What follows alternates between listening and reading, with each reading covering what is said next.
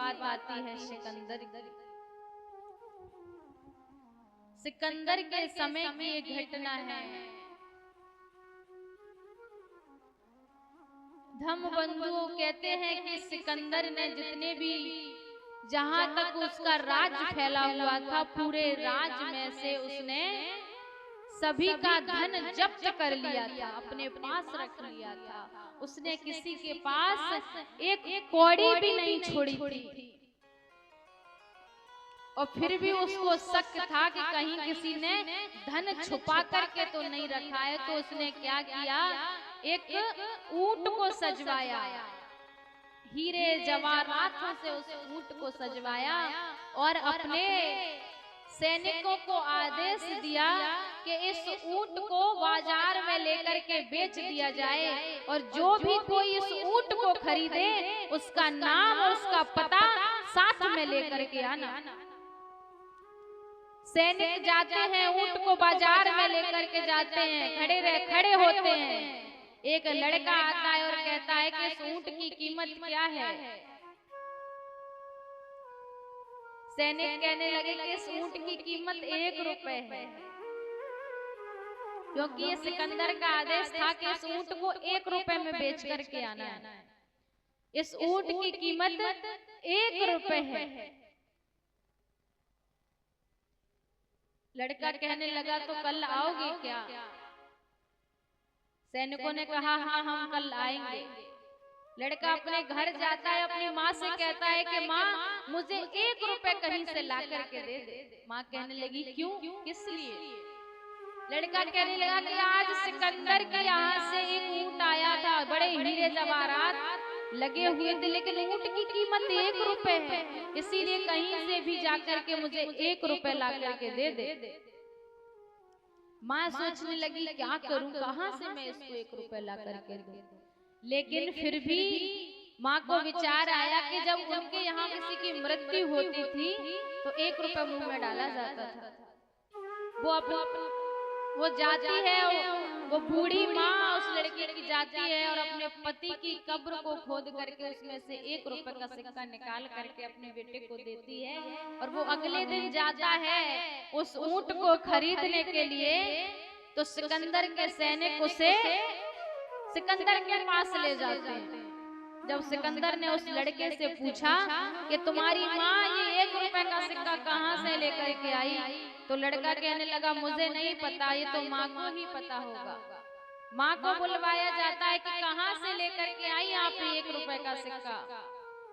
उस लड़के की माँ कहने लगी कि हमारे यहाँ जब किसी की मृत्यु होती है तो 1 रुपए का सिक्का मुंह में डाला जाता है और मैं अपने पति की कब्र को खोद करके 1 रुपए का सिक्का लेकर के आई हूँ। धम्मबंधु इतना सुन करके सिकंदर ने आदेश दिया कि जितनी भी कब्रें हैं सबको खोदा जाए और सभी मुर्दों के मुंह से 1 रुपए का सिक्का निकाला जाए। धम्मबंधु मुर्दों के मुंह से भी 1-1 रुपए का सिक्का निकाल लिया गया। लेकिन कहते हैं ना कि संसार में जितना भी धन दौलत जोड़ लो, जब जाना होगा तो खाली हाथ ही जाना होगा। सिकंदर का जब अंतिम समय आता है, सिकंदर बीमार पड़ जाता है और उसको बीमारी क्या थी, अतिसार हो गया था। अतिसार समझते हो, उसको दस्त हो गए थे। वैद्यों के पास ऐसी दवाई थी कि अगर चलती हुई नदी में अगर डाल दिया जाए तो वो नदी का पानी भी रुक जाएगा, लेकिन सिकंदर का अतिसार बंद नहीं हुआ। जब अंतिम समय सिकंदर का आया तो सिकंदर ने 3 इच्छाएं मांगी। उसने कहा कि मेरी 3 इच्छाएं हैं कि जब मुझे ले जाया जाए, जब मेरे जनाजे को ले जाया जाए तो मेरे जनाजे को कंधा उन वैद्यों द्वारा दिया जाए जिन्होंने मेरा इलाज किया, और जब मेरे जनाजे को ले जाया जाए तो मेरी जितनी भी धन संपत्ति है वो सभी रास्ते में बिछवा दी जाए, और जब मेरे जनाजे को ले जाया जाए तो मेरे दोनों हाथ बाहर निकाल दिए जाए। आखिर क्या संदेश देना चाहता था सिकंदर?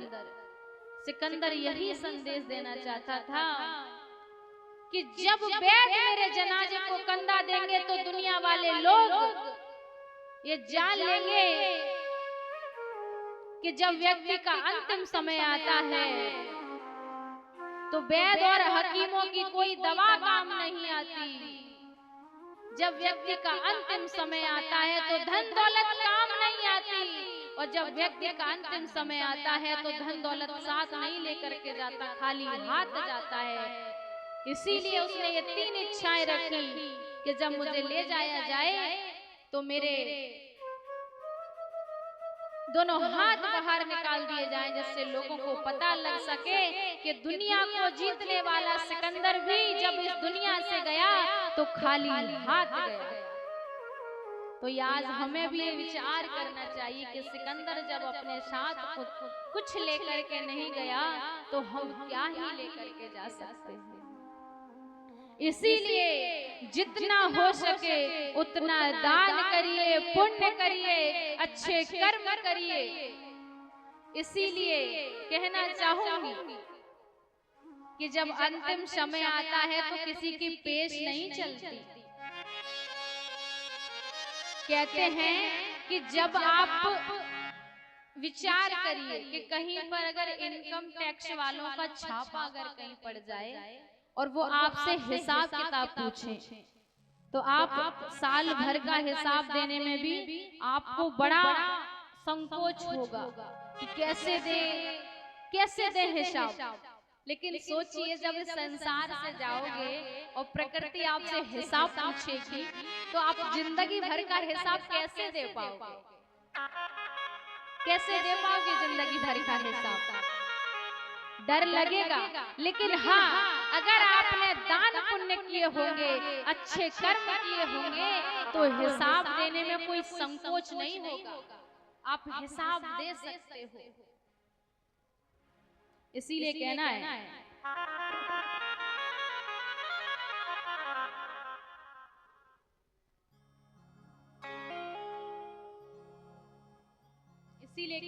सभी को मीठी मीठी तालियों के साथ चलना है। हाय मम्मी, हाय हाय पापा, करोगे जब डालेगा वो छापा जी।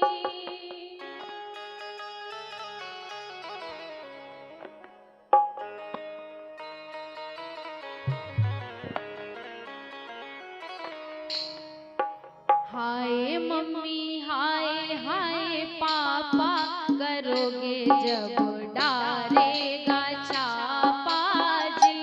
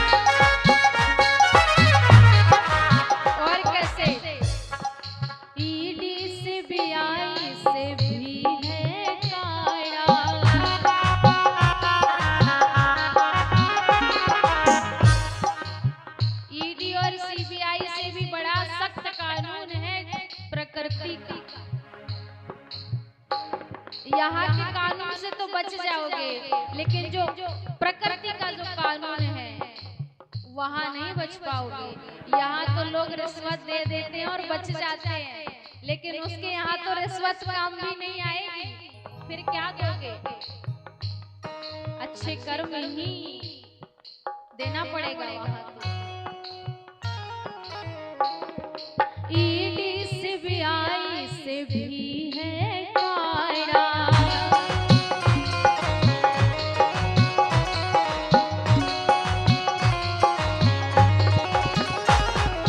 इनकम टैक्स से भी रेड होगा बड़ा।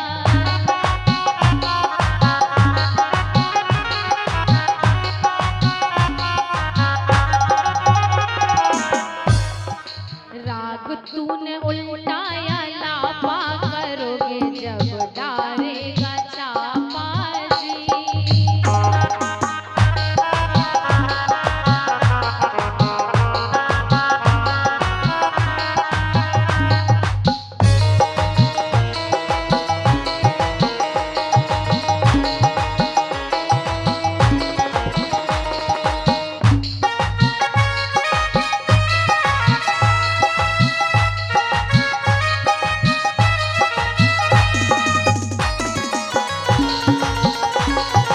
सभी को तालियों के साथ चलना है।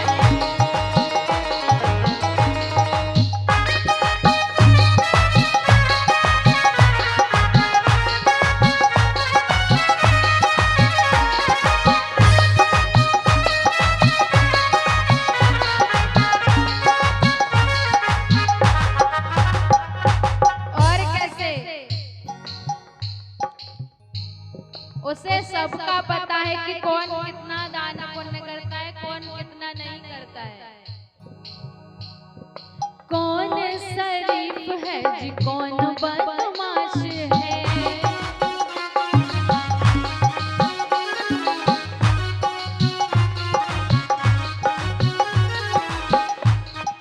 वीडियो रिकॉर्ड सबका उन्हीं के पास है।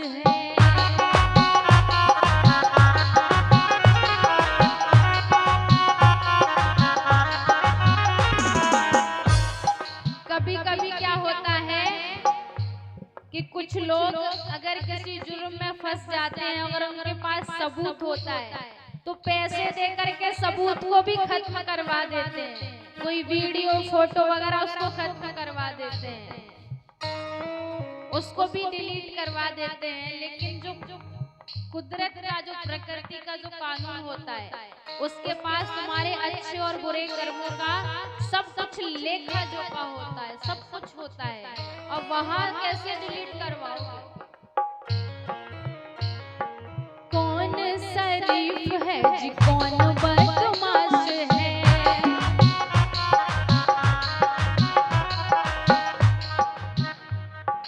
वीडियो रिकॉर्ड सबका उन्हीं के पास है।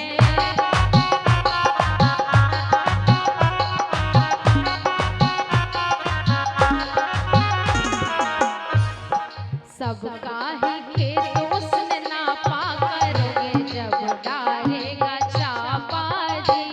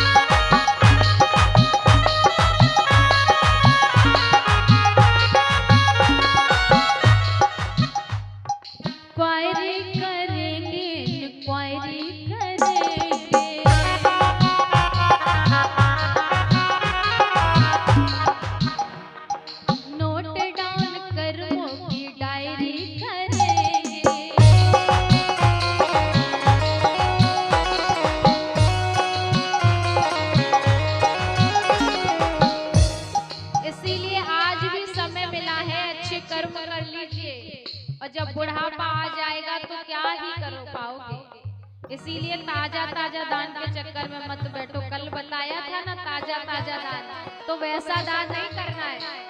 जब भी समय मिले दान कर लीजिए। अगर ताजा ताजा दान के चक्कर में बैठे रहोगे तो दान भी नहीं कर पाओगे और जीवन भी यूं ही चला जाएगा।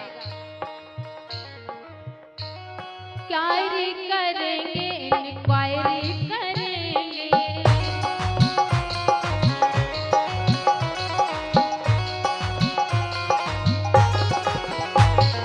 नोट डाउन कर्मों की डायरी करेंगे।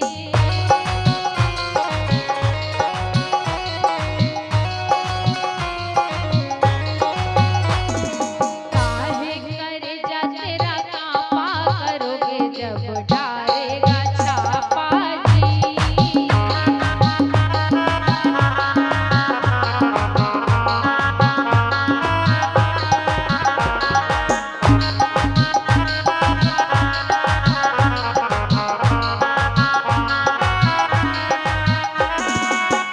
इसीलिए हमें क्या करना चाहिए कि जब भी मन करे दान पुण्य करने का तो दान पुण्य करिए। बचपन से ही ये हमारे अंदर होना चाहिए कि हमें दान पुण्य करना है। भगवान बुद्ध कहते हैं कि ज्यादातर दान बच्चों के हाथों से करवाना चाहिए, क्योंकि उनके अंदर भी दान देने की भावना पैदा होगी। इसीलिए बचपन से कर्म कर ले राही शिकारी,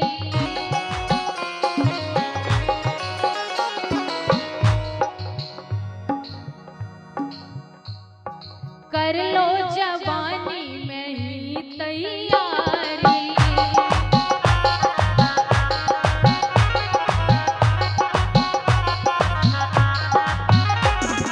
बचपन से कर्म कर राही शिकारी,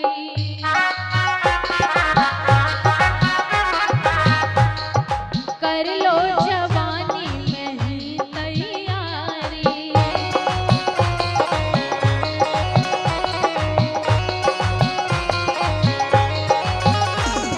सिद्ध कर ले प्यारे बुढ़ापा करोगे जब